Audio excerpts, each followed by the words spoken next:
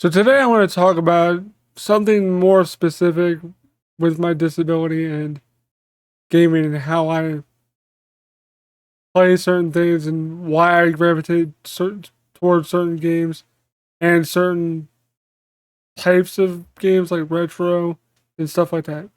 So today I'm rolling with Kevin. That's what we're going to talk about. So let's get rolling. So over the years, gaming for me and my brother to a more greater extent has always been kind of difficult in a way, especially for my older brother since he's blind as well. But for me, specifically, talking about myself, because I can't speak for him, because he has a lot more different ways he does things than I do. But for me specifically, over the past, probably 20 or so years, I've noticed that I've really gravitated more towards playing a lot more retro stuff than modern stuff. And that's not because I don't like the modern stuff, it's just that the popular stuff people play, like your Spider-Mans, your Elden Rings, your Call of Duties, your Fortnites, stuff like that, I'm just not very adept and don't have the dexterity to properly play those games at a competent high level, I guess would be a correct term.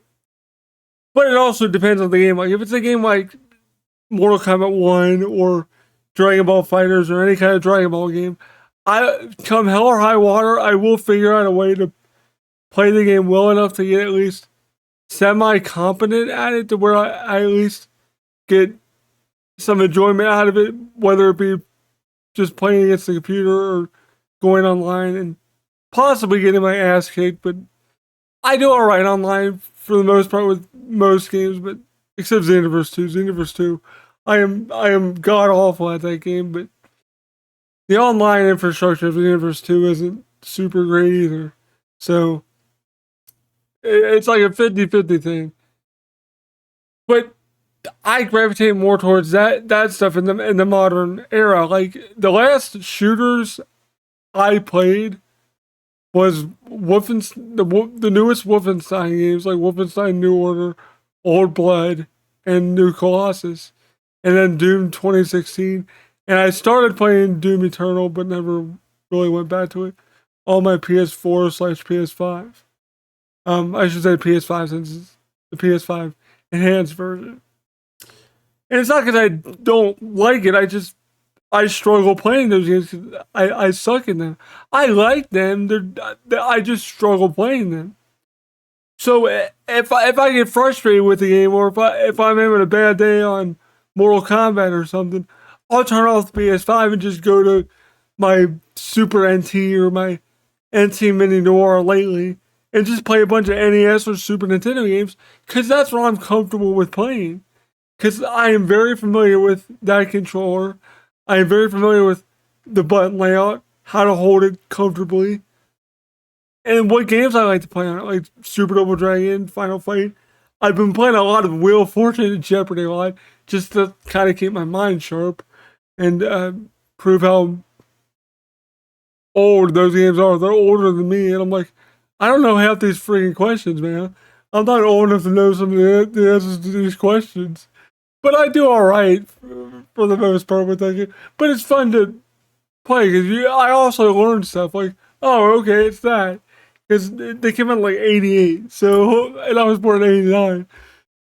One of them I think was 87, so yeah.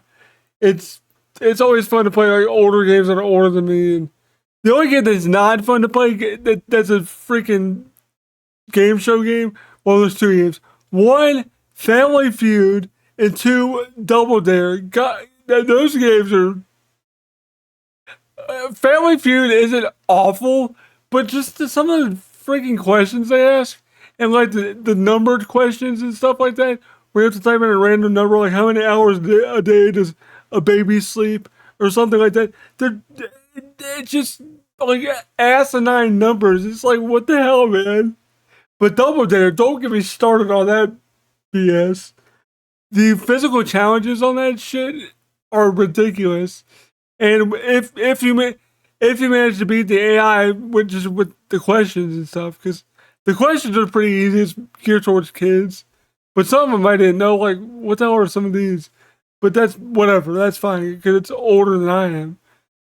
But once you get to the obstacle course at the end of the game, like at the show, the way you have to navigate that is such horse crap. It has nothing to do with my disability. It's just so bad.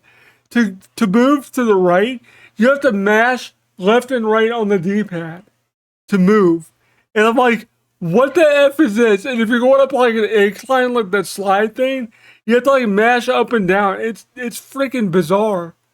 Those games are awful. I don't play those games unless I'm just in a bad mood and I want to just piss myself off even more.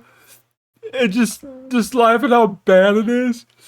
But games I really play is like Nightmare on Elm Street, Journey to Silliest, the Mario games, stuff like that. Stuff that's easy for me just to pick up and get through.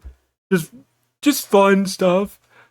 That's what I gravitate towards, and that's why, because that's what I'm comfortable with, and that's what I know. And I know my brother's the same way. I can't speak for him like directly, but I know he plays a lot more like PS2 era and that retro game stuff as well. Because that's what he knows. That's what he's comfortable with. He knows the layouts of the menus and stuff like that. So to those people that want me to try new games and like do certain things on this channel, play certain games, that's why I don't. It's not that I don't want to try them. It's just that I don't want to do something that A, isn't going to be enjoyable for me to play, and B, isn't going to be enjoyable for you guys to watch, because you guys don't want to watch me fail at something for like over an hour. If you watch the Doom 2016 playthrough I did, you'll see how much I struggled with that game, and Resident Evil 2 as well. But I got through them. I persevered and got through them. I can get through stuff. It just takes me a while. So, yeah, that's it for the video today. I just wanted to do this video. So, hope this kind of opens your guys' eyes on why I gravitate towards certain kind of games and stuff like that. And with Mortal Kombat and stuff, one thing I forgot to mention, especially MK1 and MK11, I do need to use a special fight pad controller. The Hori Octave fight pad, I believe is what it's called. That allows me to have access to the L1 and L2 buttons quickly, because my left hand, I cannot press the left side of the controller, the shoulder buttons, fast enough to properly extend combos with cameos, or in the case of fighters, with assist characters. So I do need a control like that to where I can program it to have the left side of the controller be on the right side. Because R1 and R2 are on the face of the controller, and L1 and L2 can be at the right side, top of the controller, on my dominant hand side. So I do need to use kind of a special controller for me, but it's not really a special controller since other people use it as well to play fighters. So I just want to put that out there as well. As with fighting games, I do use a different controller for the most part. Unless it's like Tekken. Sometimes with Tekken, I really don't, but it does help out with Tekken a little bit.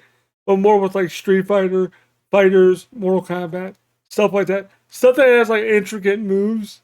That is the kind of stuff where I need like a specialized controller or something like that to make things easier on me.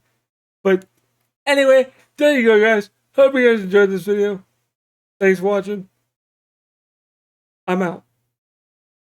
I was going to say rolling out, but I think that sounds cheesy. And we'll go with it. Rolling out.